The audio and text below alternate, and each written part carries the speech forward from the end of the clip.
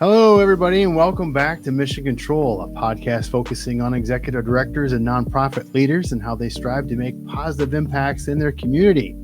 I'm your host, Paul J. Schmidt, owner and creative video strategist for UnoDeuce Multimedia, and I'm here with Eric Hufnagel, the leader of the Michigan Coalition Against Homelessness. I don't know if leader is the appropriate term, but I mean, you're the executive director, CEO, all that stuff. But how are you doing, Eric? I'm doing well, Paul. Thank you. Appreciate it. I appreciate you being on here. Well, we're going to just dive right in. And how I usually start at the top of the show is seeing it's called Mission Control. Can you tell me what your mission is? Yeah, the Michigan Coalition Against Homelessness is a statewide nonprofit organization. And as an organization, our mission is to end homelessness and prevent homelessness from happening. It's creating systemic change in doing that and providing tools for communities to carry out the work in a way that leaves no one behind. That's amazing. It's an amazing organization. Folks, if you haven't checked out Michigan Coalition Against Homelessness, please go to their website. But it is incredible work that you're doing and that you've been doing for a while. But why did you decide to go or work for Michigan Coalition Against Homelessness? What brought your attention to the organization? And yeah. Well, I've been in nonprofit for most of my career. I took an excursion with MSU Extension. I ran a county office for a few years, which I loved. But I got back into the nonprofit service, and there was an opportunity to apply for the coalition's executive director position. And why I actually followed up on it is that in my other nonprofit jobs, there were always issues with the people that we were working with who were encountering homelessness. So it wasn't the main issue with the constituency that we were working with. I spent a lot of time in the mental health realm. But that was always one of those pieces that never seemed to get solved, and that multiple organizations had some responsibility for, and it was a challenge to find who ultimately could grab a hold of it and take the lead on it, even though it affected so many people and so many constituencies that so many organizations worked with. And one of the things that really grabbed me about the coalition is the fact that it oversees a statewide data system called the Michigan Statewide Homeless Management Information System, which is in essence a data system that captures information from about 600 agencies around the state that are providing services, direct services to people who are homeless or at risk of homelessness. And the idea of that type of data being available to identify more clearly what some of the issues are, what the demographics are, who's being helped, what are some of the programs that are the most effective, what are some areas that need to be shored up, etc. To me, piqued my interest tremendously, because I really felt like it was being underutilized as a data source. So for me, that made me think that the coalition could be a lot more than it had been if it was leaning into the data. That's incredible. Wow. So are you a data person? Is that where you like to make a lot of your decisions? It's interesting. I'm not a data geek per se, but I'm a person that wants to see information. I want to see data. I think it's important for us to have that type of information for policymakers to make informed policy decisions. Whether it's looking at elected officials or whether or not you're looking at people within state government or local government, you should be relying on data. You should be looking at information that is real and not just anecdotal or speculative, but shows you in black and white what's actually happening, and then making decisions based on what you see. So for me, I like that kind of stuff. I wouldn't say I'm a data geek. I know enough to be dangerous about our HMIS system, but the information that we can get really does excite me when I think about those practical implications. Now, how long has MICA been around? Well, we're in our 35th year of operation. So we grew out of an interest on the part of a bunch of people who were doing the work, who were focused on the issue of homelessness around the state. And there were a few dozen people who got together for some regular meetings, a couple of people from Ohio who had been involved in creating a similar organization. Some national organizations had some people that came to Michigan, multiple meetings. And ultimately, they birthed the coalition as a way of trying to elevate the work that was being done, help to focus on sharing information about best practices, trying to bring training to help sharpen the tools that people have in their toolboxes, so to speak, but then also have a collective voice to perform advocacy work, whether it's talking about funding needs, whether it's talking about legislation that may need to be put into place to reduce barriers to accessing housing, or whether or not we're talking regulatory issues that affect how we do our work or affects the people that we're serving. And so you started your stint with MICA about just over a decade ago, maybe about 12, 13 years ago, correct? Yep, 13 and a half years. And with and with all that data that you had to work with, all that history that had been put into place when you got there, what were some of the things that you wanted to tackle specifically once you started your role? Well, it was clear that there was data that we were seeing that was telling us a story about disparity in the state of Michigan. When we think in terms of who is affected by homelessness and what resources are available to address the disparity that takes place. When I talk about disparity, I'm largely talking about people of color who are affected more than people of non-color. When we look at the state of Michigan and what the population is, when we talk about breakdowns, approximately 12 to 13% of our population is Black in the state of Michigan. Yet when we look at the demographics across the state, the average individual who is Black is about 40% of the homeless population from year to year, and that hasn't changed a whole lot. So the idea of elevating that as an issue and talking more about that and having communities lean into that and think in terms of what's happening at the local level. Because when you would talk about that disparity, a lot of people who are doing the work would agree, oh my gosh, that's an issue. We need to do something about it. But that's kind of where things stopped at times because it was such a large issue and there's so many upstream issues that affect that, right? Homelessness is complicated.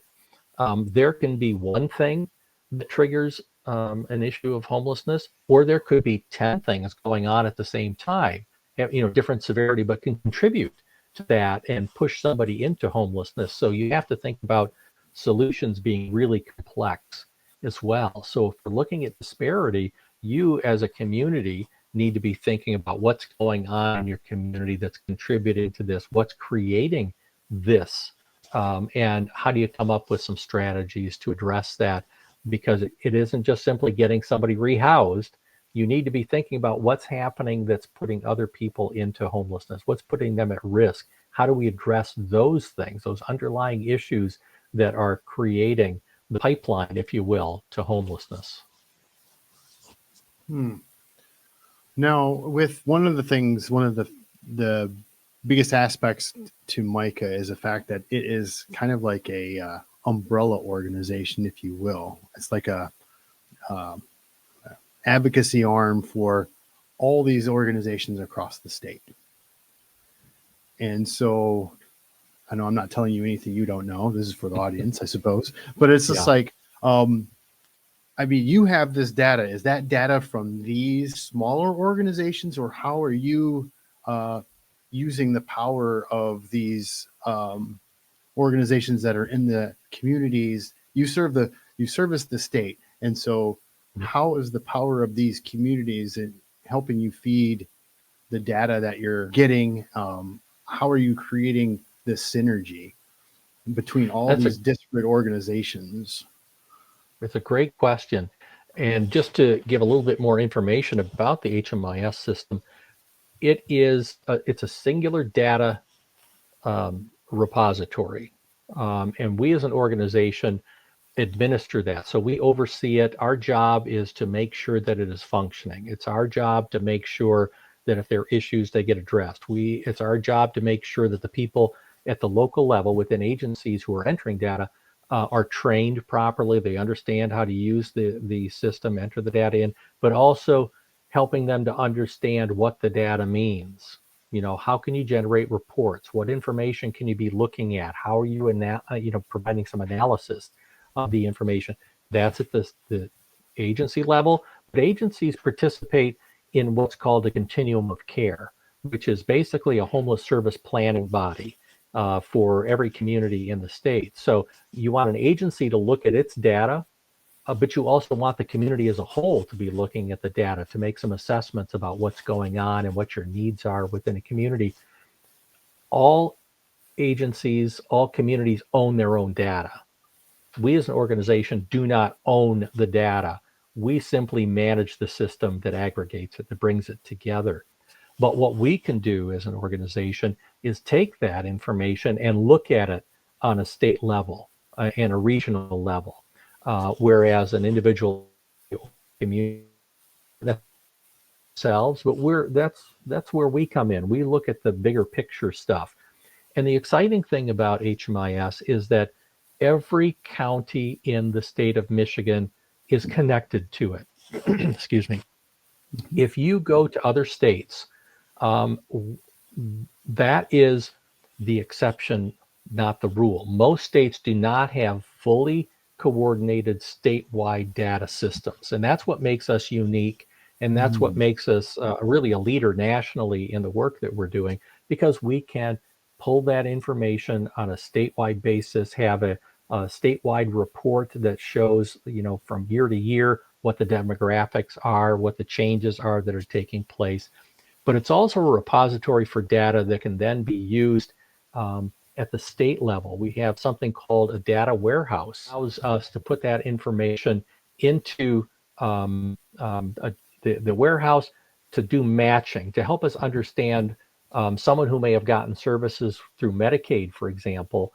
What's their relationship to the homeless service delivery system? And are there individuals that are making greater use of Medicaid that might need some different approaches, et cetera? It helps us understand more about other resources, other systems, and how that interacts with the people that we're finding through our system as well. I'm getting into the weeds a little bit, but you get the idea. This data is really useful stuff. We don't own it. We are trying to facilitate the use of it in a way that's going to make good decisions at the agency level, the community level, the state level, and it's exciting to see that happen. And it makes me wonder, if we didn't have that data, which we didn't in the past. I mean, this is not something that's been around for 50 years. It's only been around for maybe 17, 18 years. Before that, it was all piecemeal information.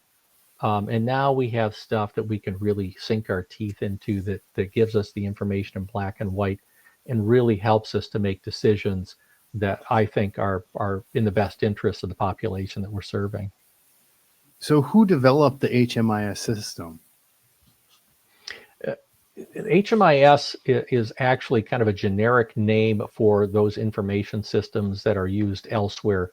So they had been used in the past. Different communities use them, agencies use them, but they weren't used as comprehensively. But HUD, the Housing and Urban Development Department, actually at some point said, hey, we've got a lot of money that's going out the door, that's serving people, it's going to communities. We would like to have a uniform system for reporting of the data and for reporting how the monies are used. So there was a mandate that these systems be utilized. So if you receive funding from HUD, you need to use an HMIS system to enter in your data, manage your data, and then report the data to HUD. So that was something that forced communities to actually say, hey, we're going to be consistent in how we collect data. So agency XYZ is going to collect the same information in the same way that agency ABC is doing, so we can actually talk apples to apples when we're sharing information from agency to agency. And then, across the community, you have the same data, you're looking at the same information to compare. So it provided a consistency, and it required that all agencies that are getting funding from HUD participate in the system. And then that, of course, was the impetus for a statewide approach being pursued in Michigan. So prior to HUD mandating it, there were some systems that were collecting some data. This just made it all a singular operation. I think that's incredible. But with the fact that you have all these agencies that are from across the state pouring information there, getting information out, and it's correlated, and it's right there. Is the obstacles that you're running into, because you have the communication, you have the way to communicate these statistics, this data, these all these plans, but where do we run into some issues in the legislative wise or public information wise, because you have information that backs you up? What kind of obstacles do you run into communicating this information out? Yeah, sometimes there is a disconnect between data and decision makers, and I wouldn't say that is unique to the issue of homelessness. But I do think, because homelessness is so complicated, as I said before, and the solutions are so complicated, really in many cases, that it's hard for policymakers to truly understand at times what is happening, and understanding where resources need to be, and for them to then prioritize when they think in terms of like the upstream things that I referenced before. It's one thing for a legislator to say, yes, we understand that you need to have more funding for the emergency shelter program that is state funding that is used to support the operation of shelters around the state. That's one thing. It's another thing to be talking about needing greater access to employment, and making sure that there are economic opportunities available equally to people, so that people in one community have the same access to employment as another community may, because that directly contributes to the potential of someone becoming homeless. When we talk about mental health issues, we know that there's a significant portion of persons who identify themselves as being homeless throughout the year, identify themselves as having a mental health issue. When I say, I'm not talking about 60 or 70%, but if we're talking 32, 34%, that's a pretty significant amount. So then the question is, what do you do upstream to be able to address the issue of mental health? That may be the contributing factor, may be the main or one of the contributing factors to the issue of homelessness. So how are you allocating enough resources to ensure that people are getting the services they need to address their mental health issues to prevent the homelessness from occurring? I mean, so again, on and on and on. You can be talking about substance use disorders. You can be talking about major health issues. You could be talking about domestic violence. You could be, on and on and on. There are lots of things that contribute to it. Having policymakers understand that they need to make a commitment to support services to address all of these other issues is a little bit harder, because they can't necessarily see the direct correlation. They can make some suppositions about it, but let's say there's a lot of judgment that people make about how much should be invested in trying to address all those other issues. They're so focused on the homelessness and seeing somebody on the streets they're not necessarily thinking about all those things that may need to be done to help a person be successful in becoming housed and staying housed and having a quality of life by addressing all of the other issues that may be going on or having contributed to it. Now, I know that I believe you're still currently a city commissioner for St. John's. Is that correct? That's correct. Yeah. And so does being in that's elected position, correct? Correct. Yeah. So being in Yep. that position as an elected official, does that give you a little bit of an understanding of how to approach those in the statewide legislative offices using, what you know about, the homelessness situation in the state, but also looking at it I'm also an elected position, so I understand where you're going to see things here versus see things there. Does that help you in any way, shape, or form? Yeah, it gives you a little bit more insight when you think in terms of what happens at the local level Mm-hmm. and what can municipalities do to address the issue of homelessness. Now, certainly St. John's, 8,000 people, it's a different conversation than if you're talking about Grand Rapids or Lansing or Detroit. But you can understand some of the decisions that are made and understand some of the things that you can do as an entity, as a municipality, when you think in terms of the policies that you set. So, for example, when you talk about providing some kind of incentive for developers to pursue affordable housing, that would be maybe subsidized housing or targeting seniors, et cetera, that you have that as a tool in your toolbox as an elected official at the local level. But there is also something that you can do with respect to policies on zoning. So when you think in terms of potentially trying to create more opportunities for multiple or multi family housing as opposed to strictly focusing on single family residential, you can create more of an opportunity for development to take place to bring in more housing into a community. But then you also know at that local level, you have some constraints because as a municipality, you can't necessarily have enough resources to do everything that you might want to do. And so you really do have to look at the state for those resources to assist with that. And I will just say, the federal government puts in the largest piece of funding into homeless services in the state of Michigan and every state in the country. And I think there's a misconception that people have that the state is footing the bill for a lot of the work that's done, and it's really not. It's the federal government through HUD that's distributing the largest amount of funding to help fight the issue of homelessness. But states do have some direct services, as I said, through the emergency shelter program, and there are other dollars that are made available through different departments to address some of those issues, but it's kind of piecemeal work. So the state does have a role in trying to assist with that. But at the state level, you also talk about policies and what policies are established through the legislature that can affect how things play out when you talk about local communities. So, for example, recent legislation that we were very proud to have worked on for many years to have a successful outcome, but source of income discrimination is an example where as an organization, MICA, for 6 years addressed that as an issue because there were people who were not able to access housing solely because of the source of the income that they had available. So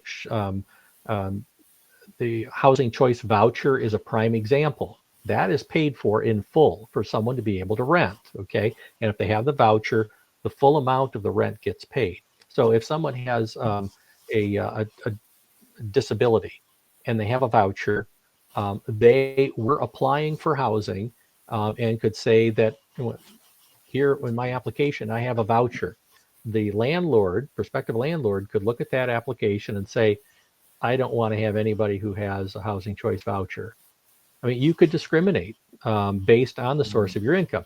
if you have benefits, your VA benefits, if you have some spousal support, if you have child support, if any source could have been discriminated against, legislation now prohibits that. So there are some actions then through legislation that can reduce the barriers that people have to getting housing. And quite often we're talking about people who aren't doing well economically, right? Who really need the most help. And so trying to take down the barriers that prevent them from getting housed is an important thing that can be done at that state level. So that's just an example of where the state can be a part of it.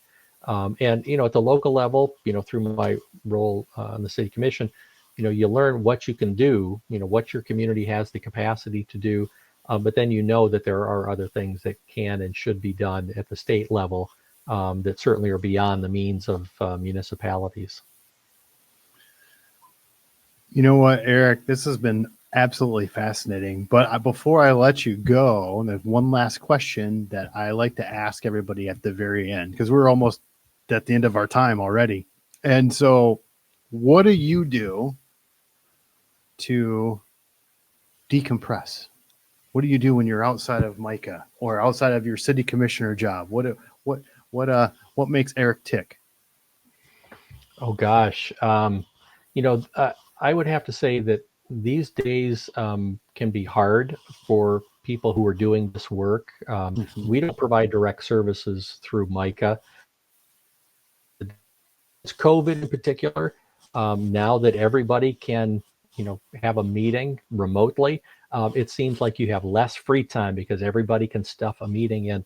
And I can tell you that the days can be very long and hard. And at the end of the day, to decompress, I would like to see just a nice comedy to let my head air out a little bit. To me, that's decompression. And I like to do that. There are a lot of things that I'll do so that the work doesn't eat me up. But, you've always got family, and family can certainly take your attention off of some of those things that wear on you a little bit. So what's your favorite comedy? Oh my goodness. I'm not that discerning, I guess, in my taste. I like all kinds of comedy. So, it could be Seinfeld, it could be, more of a dark humor. I do not discriminate on that. Anything that can tickle my funny bone. And there are a lot of things that tickle my funny bone. So bring it on. That's awesome. Well, for those that want to or may want to ask you even more, what's the best way to get a hold of you? Well, you can certainly contact me via email at Hufnagel at mihomeless.org. You can look it up online if you want to reach out to any other staff member that you think can provide you some information about the area that you're looking for. But we certainly are in a position, if you go to the website, to provide more information about homelessness in general terms and who we are and what we do.